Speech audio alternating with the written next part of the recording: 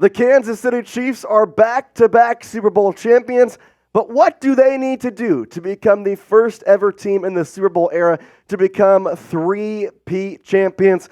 Well, that's what we're going to go through today on the perfect offseason plan for the Kansas City Chiefs and what Brett Veach needs to get done to make sure the Chiefs are this exact same position in 2025, winning Super Bowl 59. And I'm telling you what, we're going to have the whole show of perfect offseason, but if you want the Chiefs to go win in New Orleans, Super Bowl 59, they've already released the logo. It's red, which means the Chiefs are going to be there. So hit that like button right now because I know every single one of you should be smashing that like button if you want the Chiefs to go back to back to back. So hit that like button. It takes a couple seconds and it helps us produce more videos on top of which and make sure that everybody knows who rules Chiefs Kingdom here on YouTube. Go down there, hit that like button. All right, let's get to going here with the first one being the most important thing of this entire offseason because, well, it's the gateway to open up all the other things we're going to talk about. And that's to figure out the cap space. This has been an issue in prior years, and it once again becomes an issue this year that we've talked about in the regular season, but obviously it hasn't been that important until now because guess what? Now that offseason is fully here, and you got to figure out what you're going to do with your money. You have $22.8 million right now in cap space heading into 2024, but that is not what it's going to finish at. We've already talked about a couple of ways the Chiefs could save some money. Here's 4 ways that I think will be the most likely things we'll see from Brett Veach. The first one we're expecting to happen probably within the next couple weeks, and that's restructuring Patrick Mahomes' contract. Now, obviously, we've talked about on the show, the cap space is a big issue because Mahomes' contract is so big. Not saying he doesn't deserve it, he 100% does, but at the same time, we have to sit here and look at and say, okay, now that he has won his Super Bowls, is it worth it to him to take a little bit of a pay cut in the next couple of years to try and go back to back to back, to try and keep winning those Super Bowls and hopefully become the GOAT of GOATs, take down Brady's 7 Super Bowl rings? And then the 3 guys right here, cut Marquise Brown, cut Sky Moore, and cut Justin Ross. Sky Moore is about $1.2 million if you're going to save if you cut him post-June 1st, about under $1 million if you cut him pre-June 1st. Justin Ross is $1 million if you save either way. And then MVS could be around $12 million, $10 million, depending on when they decide to cut him, if they cut him. But that postseason run makes me believe that MVS has earned his spot on the Chiefs, especially he got a touchdown in the Super Bowl. Only 2 people can say that on the Chiefs squad, and it's MVS and McCole Hardman. So I don't know if he gets cut. But I asked this question. If you had to cut one of these receivers, who are you cutting? I know there's been a lot of hype around Justin Ross, and obviously we didn't get to see too much of him this season, but overall, the athletic ability is still there. Sky Moore, who was a part of that legendary draft that had Isaiah Pacheco, Leo Chenal, George Karlaftis, Trip McDuffie, but unfortunately for him, the second-round pick out of Western Michigan, not really doing too much. Is it time to cut Sky Moore, save you about $1.2 million? Or is MVS worth it? Obviously a bigger contract. If you cut him, you're saving $10 million. Pick one to cut. MVS for Marquise Brown, SM for Sky Moore, JR for Justin Ross. Pick one down in the comment section down below.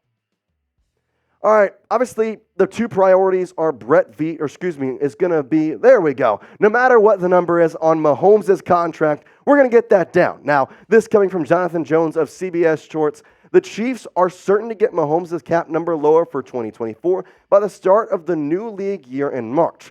He continues on to say, a simple contract restructure would save the team roughly $37 million in cap space, and Mahomes would have a cap hit of in 2024 in the low 20s. So this is the first one we talked about those 3 receivers you could cut. But how exactly could you work out Mahomes' contract? Well, right now, you're sitting at around $24 million in cap space. Obviously, that could fluctuate. We don't know exactly what the incentives were. Some of them were hidden. We'll figure that out in the next couple of days. Seems as though it's going to be around $22 million after all that.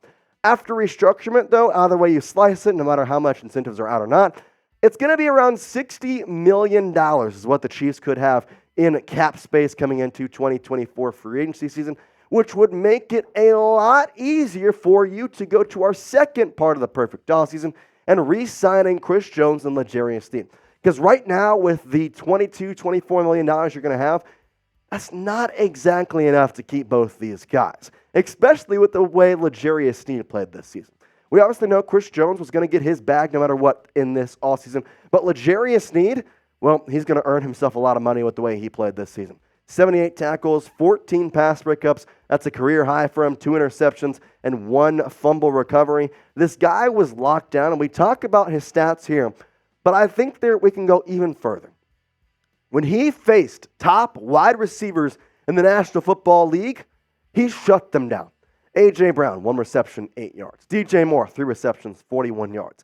Stephon Diggs, 4 receptions, 24 yards. By the way, he played Stephon twice. This was his better game. The other time, 21 yards.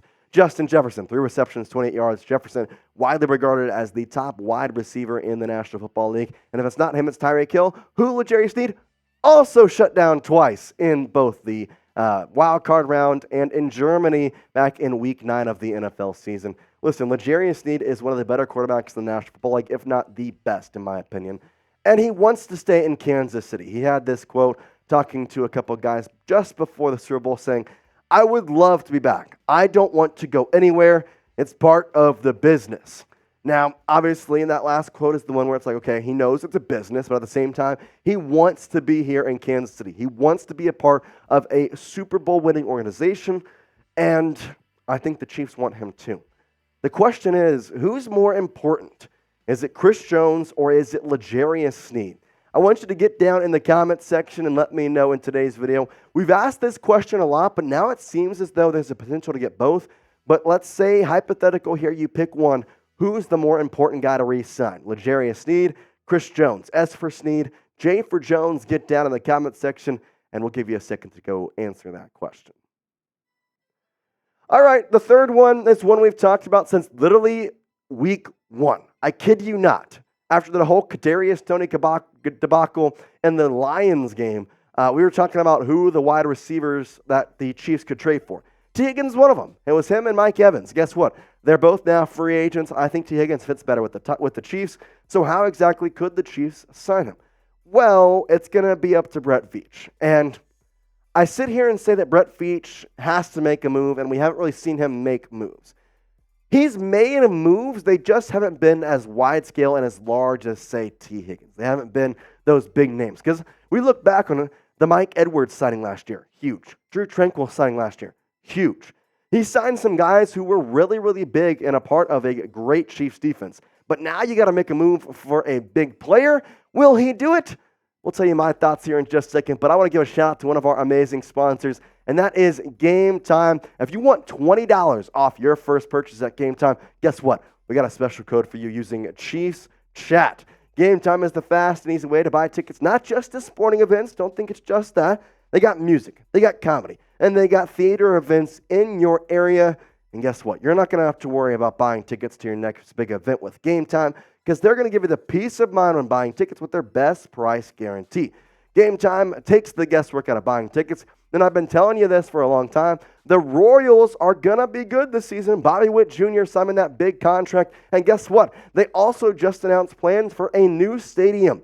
Well, go check out Kauffman while it lasts, because Kauffman's a beautiful place, has lovely fountains in center field. Go check it out. This could be one of the last seasons it's out there. So get your tickets on GameTime. You can get $20 off your first purchase, which means more money for a nice Frank, a nice hot dog, nice little drink, Coke, beer, whatever you want. You got to save money using code ChiefsChat, $20 off your first purchase. Opening day against the Minnesota Twins is coming fast upon us. So make sure you go check it out at GameTime and use that code ChiefsChat for $20 off. GameTime is obsessed with finding ways to help you save on money and tickets. With their zone deals, you pick the section, and then GameTime will pick the seats to get you an average of 18% of savings. Take the guesswork out of buying tickets with GameTime.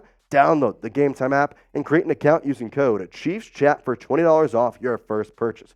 Terms apply. Again, create an account and redeem code CHIEFSCHAT for $20 off.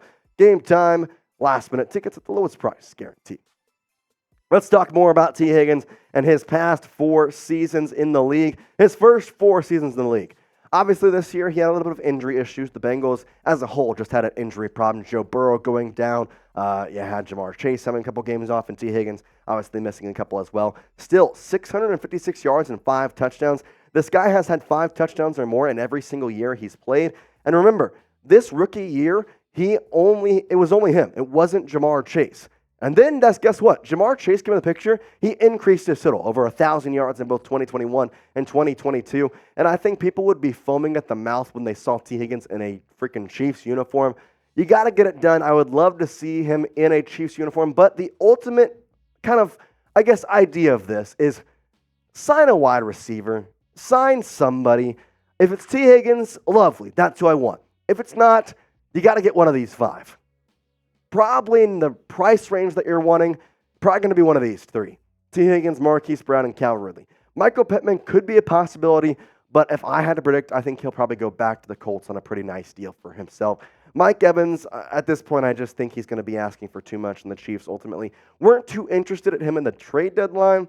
Obviously, the Bucs had kind of turned their season around at that point, but either way, you got to get one of these guys, Higgins, Brown, or Ridley. Ridley obviously being kind of heavily linked by PFF to potentially be with the Kansas City Chiefs next year, so we'll have to see. I asked this question, though, whether it's a wide receiver or not.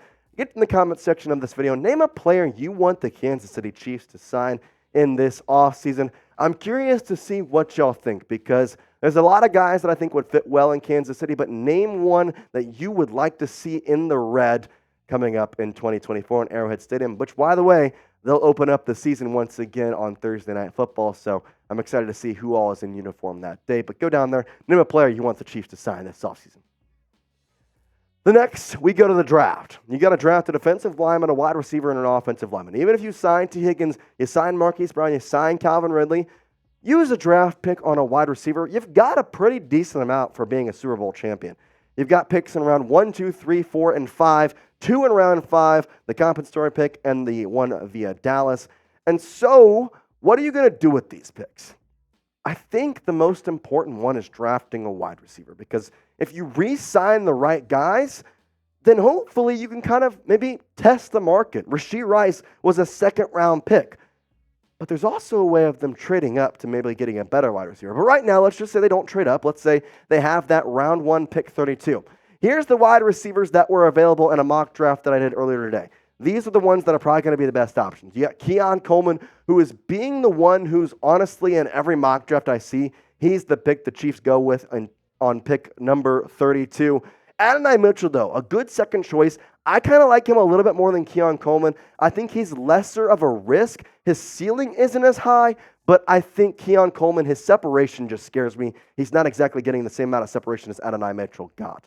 And then Devontae Walker, who I really like, honestly, in some way, if the Chiefs could manage to maybe, if they'd like, trade out of the first round this year and maybe into a better slot in the second round, get Devontae Walker, get a draft pick for next year, potential way it could do that. But again, all 3 guys are really good. Look at their college stats this year. They all played exceptionally well. Keon Coleman, 650, 11 touchdowns. Adonai Mitchell, 840, 11 touchdowns. He played 14 games, by the way, into the playoffs.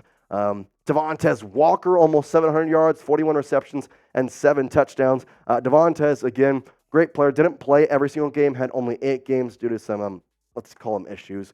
Not anything with him, more with the NCAA, but I don't really want to worry about that. I will tell you what, though. Whoever they draft, doesn't matter. We're going to be covering it right here on the Kansas City Chiefs Report. So hit that subscribe button today because guess what? They're going for a wide receiver. They're going for a defensive lineman, offensive lineman. Doesn't matter. We're going to have you covered with the latest mock drafts. I'm going to throw you some mock drafts your way to see who maybe I would draft if I was Brett Veach. But we know Brett Veach loves draft season because the past 2 years, he's drafted some aces. So hit down there, subscribe today. We got coverage, and when the Super Bowl comes, guess what? We're probably going to be live for it. So make sure you hit that subscribe button because I want to see every one of you there. All right, the next one is to extend Andy Reid. And I think this is already in motion. And so I put this last just because I think it's the lesser of these in terms of value. I think up until now, we've kind of gone in order of how exactly this should go. But Reid, in some ways, could probably be the top one and be the first thing the Kansas City Chiefs do. Now, right now, he's got 2 years left on his current contract, making $12 million a year, which, by the way, is really, really low for how good he has been. And quite honestly, Sean Payton, Jim Harbaugh, he needs to make more money than him. And right now, he's not. So I would think that's coming in the next couple of days. I believe it was Schefter or Rappaport. I don't know which one, but one of them reported that Reid was in talks with a contract extension, whether a win or a loss in the Super Bowl. Obviously, the win helps. He's going to be getting paid here in a couple of days. And again, This does not affect cap space. Coaches aren't included in that stuff. So Brett Veach and Hunts can give him all the money he wants, hopefully. Andy Reid deserves it, so I hope they do.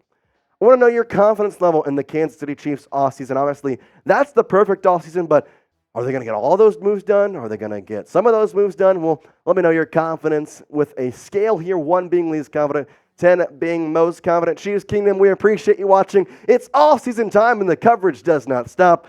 As always, peace out.